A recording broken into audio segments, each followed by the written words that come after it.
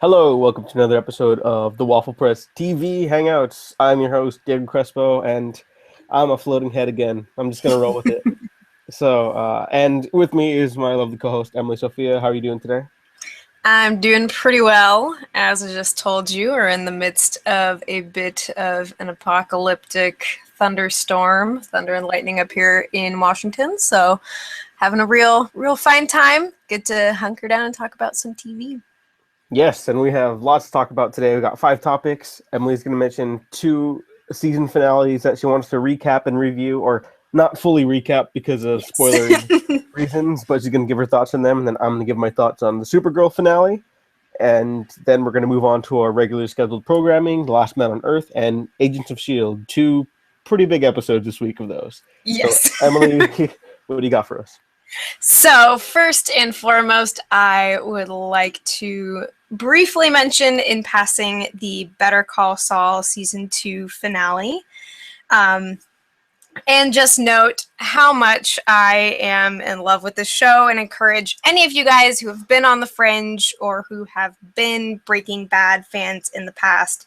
This show is really coming into its own in a very powerful way. And actually, a lot of the second season spent time with us not only getting to learn more about Jimmy McGill, aka pre-Saul Goodman, but getting to learn about the people who he cares about most, as well as a person that he cares about a great deal, but who is probably his greatest adversary, and I am starting to think could very well spell out the beginning of his demise, if you want to call, the emergence of Saul Goodman a demise. But yeah, it was a very, very powerful, very subtle, and very nuanced final episode. I would say that this is an AMC show that did a cliffhanger correctly. Take notes, Walking Dead writers. But yeah, I was really impressed. I was really on the edge of my seat, and there are some big players who are being potentially teased to come into maybe the third season of the show. So if you're one of those fans who really wants to get more of the Breaking Bad stuff, it certainly looks like we're headed that way. I mean, kind of inevitably we are, but it was a really good finale. And I also just watched yesterday the season 1 finale of Crazy Ex-Girlfriend.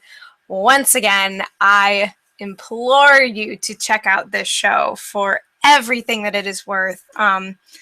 This this episode played incredibly heavily with a lot of the classic romantic comedy tropes, or actually kind of the traditional love narrative that's pursued in the world of fairy tales, but there are a couple of very critical twists that show things are not exactly how we think they are, or how our dear protagonist thinks they are now. So it's got this happily ever after question mark, etc., etc., etc. That's going to lead into a very entertaining and inevitably very messy second season. So it was super great. Love that show. Love Better Call Saul. Those are 2 shows that just ended that I love, but others are coming around the corner like Game of Thrones and such. So yeah, that is where I'm at. And we'll probably be talking a little bit about Game of Thrones because that's kind of a big show. Um, Yeah. so, quick question on your 2 shows. If they had not been renewed, would they have worked as series finales? Ooh, that's a very good question. I would say that as far as Crazy Ex-Girlfriend goes, if it had ended there, I would probably feel emotionally constipated for the rest of my life. It's one of those endings where there's something that happens in just like the last 10 seconds that is going to set off an avalanche of consequences. And so if they did end it there, wow, what a gut punch that would have been. A very like postmodern love story ending. So it could have worked, but it'd be very cruel.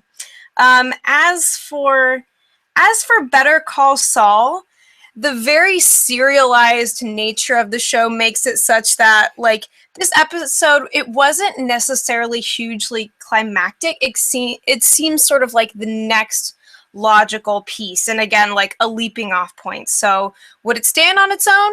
Yes, but I think that, you know, going forward, since they have the confidence that there's a third season, they are just very comfortably moving forward and saying, all right, this is where we're at, and this is what's kind of coming next. So both of them were kind of like that, I think. But yeah, hopefully that answers the question.